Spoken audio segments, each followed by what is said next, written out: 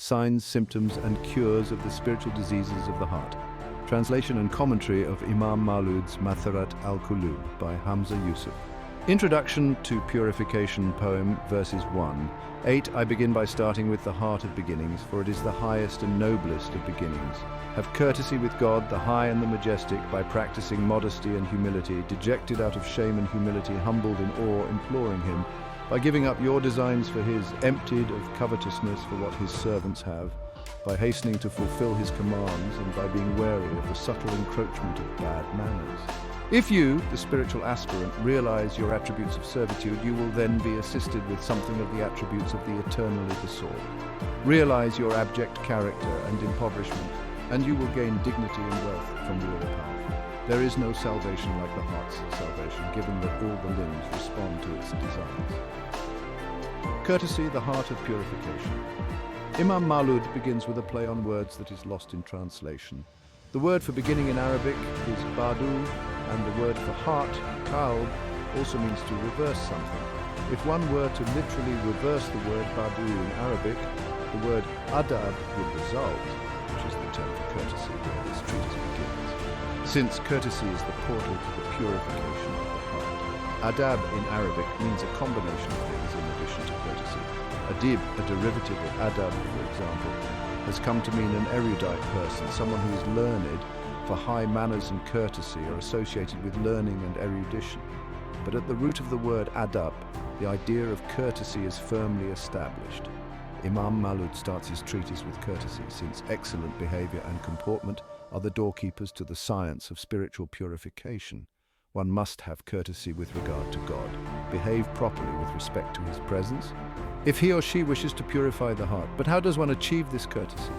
Imām Mawlud mentions two requisite qualities associated with courtesy: modesty, haya, and humility, dol. Haya in Arabic conveys the meaning of shame, though the root word of haya is closely associated with life and living.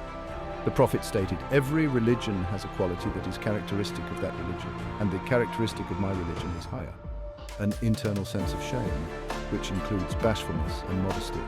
Most adults alive today have heard it said when they were children, "Shame on you." Unfortunately, shame has come to be viewed as a negative word, as if it were a pejorative.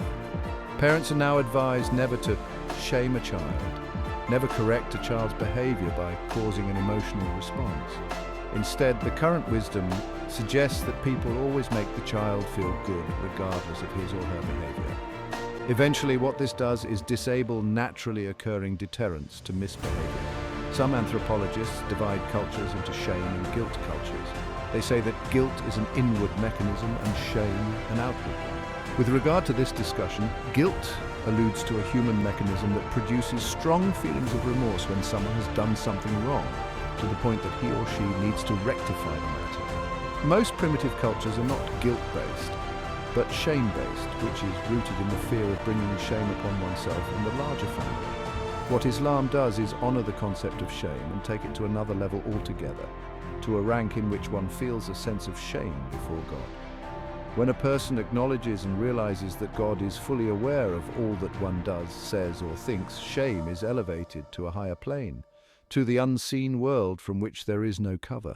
In fact, one feels a sense of shame even before the angels. So, while Muslims comprise a shame-based culture, this notion transcends shame before one's family, whether one's elders or parents, and admits a mechanism that is not subject to the changing norms of human cultures. It is associated with the knowledge and active awareness that God is all-seeing of what one does, a reality that is permanent. The nurturing of this realization deters one from engaging in acts that are displeasing and vulgar. This is the essence of the noble prophetic teachings. Imām Mawlud mentions that one should also have dul, which literally refers to being lowly, abject, or humbled. The Quran mentions that people who incur the anger of God have this state of humiliation thrust upon them. But what is meant here is something different. It is humility or humbleness voluntarily assumed before God, which is required for courtesy. Interestingly, the word munkasiran is translated as dejected, though literally it means broken. It conveys a sense of being humbled in the majestic presence of God. It refers to the awesome realization that each of us at every moment lives and acts before the august presence of the Creator of the heavens and the earth, the one God besides whom there is no power or might in all the universe. When one seriously reflects on God's perfect watch over his creation, the countless blessings he sends down, and then considers the kind of deeds one brings before him, what possible feelings can one generate except humility and degrees of shame? With these strong feelings, one implores God to change one's state, make one's desires consonant with his pleasure, giving up one's designs for God's designs. This is pure courtesy with respect to God, a requisite for spiritual purification. The prophet said, "None of you fully believes until his desires are in accordance with what I have brought, aligned and at peace with the teachings of the prophet, which embody the legacy of the prophetic teachings of Noah, Abraham, Moses, and Jesus." This entails striving to free oneself of greed and refusing the ethic of doing something for an ulterior motive that is essentially selfish and dissonant with the teachings of God's prophets. One seeks nothing from God's servants, that is, human beings. If one seeks something, he or she should seek it from God, the sovereign of the heavens and the earth. The basic rule is, ask God and then work, that is, take the means, asbab, that one must use to achieve something in this world. Imām Mawlud says one should hasten to fulfill God's command and be wary of the subtle encroachment of bad manners, namely, faults that one is unaware of. A hadith states, "One of you will say a word and give it no consideration, though it will drag the person who uttered it through hellfire for 70 years. A person can be so disconnected from prophetic teachings he or she may easily be careless about something that in reality invites great harm. It is comparable to a heedless person who finds himself in diplomatic circles laden with protocol, though he makes horrendous breaches of protocol without realizing it. With regard to God, the matter is obviously much more serious, in which case one's soul may be harmed by one's own breaches. The protocol here involves knowledge of God and what he has enjoined and prescribed. Freedom and purification. Imām Mawlud speaks next about freedom, which is achieved when one realizes the qualities of shame and humility and empties oneself of their opposites, shamelessness and arrogance. With these qualities come true freedom, wealth and dignity, which require manumission from the bonds of one's whims. People may claim to be free, yet they cannot control themselves from gluttony in the presence of food or from illicit sexual relations when the opportunity presents itself. Such a notion of freedom is devoid of content. Freedom has real meaning, for example, when a situation of temptation arises and one remains God-fearing, steadfast, and in control of one's actions. This holds true even when the temptation produces flickers of desire in a person who nonetheless refrains from indulging. Imam al-Ghazali speaks at length about the stomach and the genitals as the two dominant ones. If they are under control, all other aspects of desire are kept in check. One may also include in this the tongue, which can be a formidable obstacle.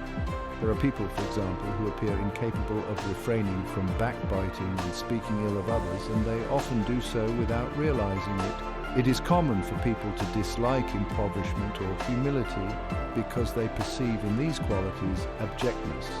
Yet the Prophet chose poverty over wealth. He did not have money in his home, and he slept on the floor upon a bed made out of leather stuffed with palm fibers. He did not have jewelry. He had 2 pillows in his room for guests.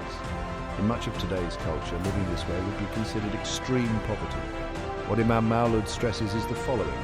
Dignity with God comes to those who are humble before him, who place prime value on how they are received by their Maker, and not by how they will be judged by the ephemeral norms of people. Dignity and honor are gifts. O God, you exalt whomever you will, and you debase whomever you will. Quran 3:26. Proofs of this divine law abound. There are many accounts, for example, of people who were once in positions of authority and wealth, who then find themselves paupers completely stripped of their former glory, reduced in many instances to wards of the state. God is powerful over all things, and all good authority and provision are in his hand, not ours. From this we derive an important principle. If one ignobly pursues an attribute, he or she will be adorned by its opposite. If one is humble before God, he will render him or her honorable. Conversely, God humbles and humiliates the haughty ones, those who arrogantly seek out rank and glory before the eyes of people. The Quran gives the examples of Pharaoh and Korah and their abject fall and disgrace. Imām Mawlud says next that there is no salvation like the heart's salvation, given that all the limbs respond to its desires. If one's heart is safe, so too are the limbs, for they carry out the deeds inspired by the heart. The limbs of the corrupt become instruments through which corruption is spread. Today we shall set a seal upon their mouths, and their hands will speak to us, and their fret shall bear witness to what they have earned. Quran 36:65. And spend on the needy in the way of God, and do not throw yourselves into ruin by your own hands. Quran 2:195. And we shall say, taste the chastisement of burning, that is for what your hands have forwarded for yourselves. And God never wrongs his servants. Quran 3:181-82. They shall have immense torment on the day when their tongues and their hands and their legs bear witness against them for what they have been doing. Quran 24:23-24. A hadith implies that the tongue is the interpreter of the heart. Hypocrisy is wretched because the hypocrite says with his tongue what is not in his heart. He wrongs his tongue and oppresses his heart. But if the heart is sound, the condition of the tongue follows suit. We are commanded to be upright in our speech, which is a gauge of the heart. According to a prophetic tradition, each morning, when the limbs awaken in the spiritual world, they shudder and say to the tongue, "Fear God concerning us, for if you are straight, then we are straight, and if you deviate, we too deviate." Engaging in the regular remembrance of God, dehikar, safeguards the tongue and replaces idle talk with words and phrases that raise one in honor. The tongue is essential in developing courtesy with God, which is the whole point of existence. Poem verses 9-15. After firmly grasping this foundation, then mastering the heart's infirmities is the second stage. Knowledge of the heart's ailments, what causes each of them and what removes them, is an obligation on everyone. This is the ruling of Al-Ghazali. However, this does not apply to one who was already granted a sound heart, as scholars other than Al-Ghazali opine, for Al-Ghazali reckoned the heart's illnesses as inherent to humanity. Others deem them predominant in man, not qualities necessarily inherent to his nature, but know that obliteration of these diseases until no trace remains is beyond the capacity of human beings. Nonetheless, here I give you what you need to know of their definitions, etiologies, and cures. The purification process. Purifying the heart is a process. First, one must understand the necessity of having courtesy with God and the importance of fulfilling its requirements as they have just been stated. Second, one must be aware of the diseases of the heart, aware of their existence, of their ailments, and of the deleterious complications and troubles that ensue from them, and recognize that these diseases prevent one from attaining this courtesy. Knowledge of the diseases of the heart, their causes, and how to remove them is an obligation on every sane adult human being. Imām Mawlud cites Imām al-Ghazali, an 11th century master scholar of the science of purification, holding the position that it is indeed an obligation on everyone to learn of the ailments of the heart and their cures. Imām Mawlud then states that some scholars hold that this is not an obligation per se for everyone, particularly for a person who has already been blessed with a sound heart and has been spared these maladies. Imām al-Ghazali dissents and says that these diseases are inherent to the human condition. One can observe, for example, greed, jealousy, hatred and the like in children, though the diseases do not necessarily endure. But how does this compare with original sin, the Christian concept that states that people are corrupt by nature? In short, though Muslim scholars of the caliber of Imām al-Ghazali do say that diseases of the heart are related to human nature, they would also say that this manifests itself as human inclination. Also, Muslims do not believe that this inclination is a result of Adam's wrongdoing or that Adam brought upon himself and his children a permanent state of sin that can only be lifted by sacrificial blood. Adam and Eve erred, but they also turned in penitence to God, and God accepted their repentance and forgave them both. This is the nature of God's forgiveness. There was no blemish passed on to their progeny. The Quran declares that no soul bears the burden of sin of another soul. 6:564. But this fact does not negate the existence of base instincts among humans. This whole matter points to the heart as a spiritual organ. The unseen aspect of the heart contains a seed that has the potential of becoming like a cancer that can metastasize and overtake the heart. The bacterium responsible for tuberculosis, for example, lives latent in the lungs of millions of people. When its carriers age or succumb to another disease that weakens their immune system, tuberculosis may start to emerge. The analogy is that there is a dormant element in the human heart that, if nurtured and allowed to grow, can damage the soul and eventually destroy it. The prophet stated, "If the son of Adam sins, a black spot appears in the heart, and if the person repents, it is erased. But if he does not, it continues to grow until the whole heart becomes pitch black." Incidentally, this notion of associating the color black with sin is not racist in its origins. The attribution has been long used even among black Africans who refer to a person who is wretched as black-hearted. The Quran says about successful people on the Day of Judgment that their faces become white. Quran 3:506. This does not mean white as a hue of skin. Rather, it refers to light and brightness, which are spiritual descriptions not associated with actual color. A black person can have spiritual light in his face, and a white person can have darkness and vice versa, depending on one's spiritual and moral condition. Imām al-Ghazali considers ailments of the heart to be part of the Adamic potential. He believes one is obliged to know this about human nature in order to be protected. Other scholars simply consider these ailments to be predominant in man. That is, most people have these qualities, but not necessarily everybody. It is interesting that Imām Mawlud says it is impossible to rid oneself of these diseases completely. This implies that purification is a lifelong process, not something that is applied once and then forgotten. Purity of heart never survives a passive relationship. One must always guard his or her heart. There is a well-known hadith that states that every child is born in the state of fitra. For some reason, Muslims often translate this into English as every child is born a Muslim, but the hadith says fitra, which means that people are born inclined to faith, born with an intuitive awareness of divine purpose and a nature built to receive the prophetic message. What remains then is to nurture one's fitra and cultivate this inclination to faith and purity of heart. Miserliness, poem verses 16-25. Now then, the refusal to give what is obliged according to sacred law or to virtuous merit is the essence of miserliness, which is mentioned among the diseases of the heart. As for the obligations of sacred law, they are such things as zakat, supporting one's dependents, and rights due to others, and relieving the distressed.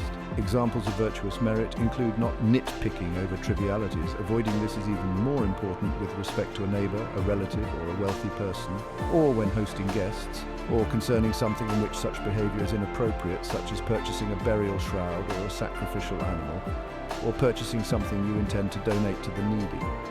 Thus, one who makes matters difficult for one whose rights clearly render this inappropriate to do so, such as a neighbor, has indeed torn away the veils of dignity. This is as the majestic and guiding sages have stated. This is comparable to one who fulfills his obligations without good cheer, or who spends from the least of what he possesses. Its root is love of this world for its own sake, or so that the self can acquire some of its fleeting pleasures. Definition and causes. Imām Mawlud brings to the fore the definitions of these diseases, their etiology, origins and causes, and how to cure them. The first disease he speaks of is miserliness, bukhl. It is first not because it is the worst of characters, but because of alphabetical ordering in Arabic. He mentions two aspects of miserliness. One relates to the sacred law, Sharia, that is, rights due to God and to his creation. The other pertains to muru'ah, which is an important Arabic concept that connotes manliness and valor. In pre-Islamic Arab culture, valor was a defining concept. It is similar to Western ideals of chivalry and virtue. The Latin word vir means man. Similarly, the Arabic root for virtue, muru'ah, is a cognate of the word for man, though scholars state that it refers both to manliness and humanity. Regarding the first aspect, the sacred law obliges payment of zakat, charity distributed to the needy.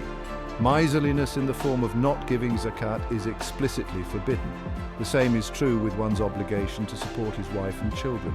Even if a couple suffers a divorce, the man must still pay child support. Miserliness, when it comes to the obligations of sacred law, is the most virulent form. In terms of valor, the Imam goes into some detail. One should never create difficulty over paltry matters, he says. When it comes to debt, it is far better for the creditor to be flexible and magnanimous than demanding and unbearable. This is especially true when the creditor is not in need of repayment, while the debtor faces hardship. An understanding and compassionate creditor is one who has valor. Having this quality of magnanimity is not an obligation in sacred law because the creditor has the right to what is owed to him. But if he is apathetic to the needs of the debtor and insists on his payment, this is considered reprehensible. It is an Islamic ethic that a wealthy person have magnanimity, generosity, and the demeanor of lenience. A hadith speaks of a wealthy man who would instruct his servants when collecting money on his behalf. If the debtors do not have the means, tell them their debts are absolved. When this wealthy man died without any good deeds save his largesse with debtors, according to the hadith, God said to his angels, "This man was forgiving of people's transgressions against him, and I'm more worthy of forgiving transgressions. Therefore, I forgive him."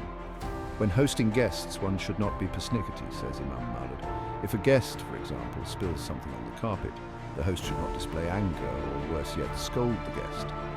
It is far better humanity and valor to make one's guests feel no consternation at all. The Imam mentions buying a funeral shroud, saying there should be no haggling over the cost, for the funeral shroud should remind one of death and not worldly matters. Also, when buying livestock in order to give meat to the needy, one should not haggle over the price. This applies to purchasing other goods that are intended for charity as well. A person who doles out difficulty without cause strips away the veils of dignity. This is what the wise guides, that is, the scholars, have said. It is equally regrettable when one discharges an obligation or fulfills a trust without good cheer. When paying charity, for example, one should smile and be humble, allowing the hand of the indigent to be above the giver's hand. It is a privilege to be in the position to give charity and an honor to fulfill a divine obligation. In Islam, it is an anathema to give away in charity what is shoddy and inferior. There's parsimony and miserliness in this. The Muslim tradition is to give away from what one loves. God blesses this charity and extends its goodness. O you who believe, spend from the good things you have earned and from what we brought out for you from the earth, and do not seek what is inferior in order to spend from it, though you yourselves would not take it unless your eyes were closed to it. And know that God is ever rich and worthy of praise. Quran 2:267. And you will not attain to righteousness until you spend of what you love. Quran 3:92.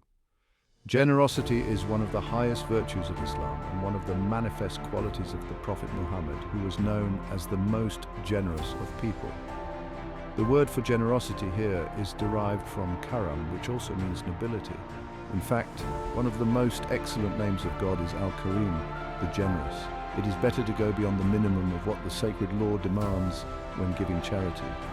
This generosity is an expression of gratitude to God, who is the provider of all wealth and provision.